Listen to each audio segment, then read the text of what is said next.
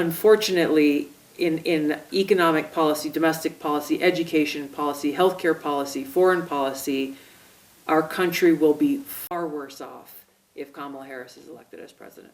So conversely, if Trump wins the presidential election, what can Wyomingites expect, and what can we expect as a nation?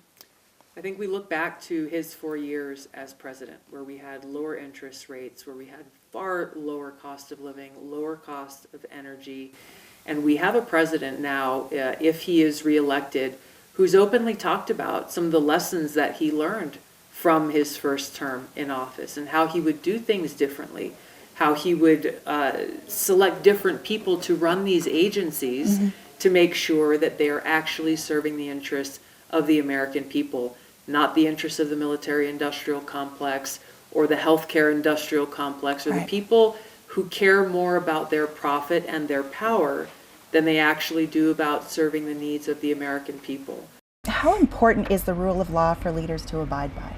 Well, it's everything. You know, our nation is a nation of laws, and courts make decisions, and you can say you disagree with the rulings of courts, and of course you can appeal the rulings, but you cannot ignore them. The Trump campaign had the opportunity over 60 times to bring cases in state and federal court to show evidence of fraud, and in every instance the judges ruled against them. We have to abide by the rule of law. The law applies to everybody. So what's the consequence of the leaders not abiding by the rule of law? What's the ultimate consequence? Then we're not a republic.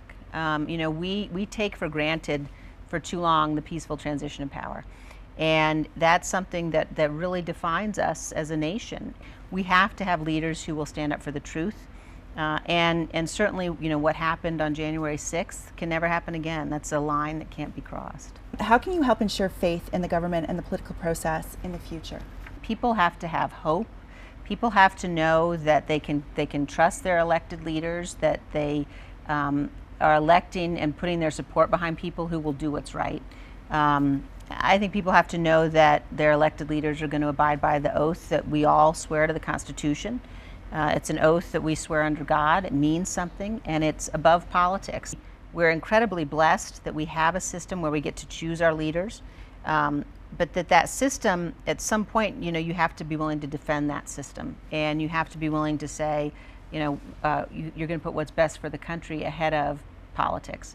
And so I think that's a really important part of giving people hope for the future.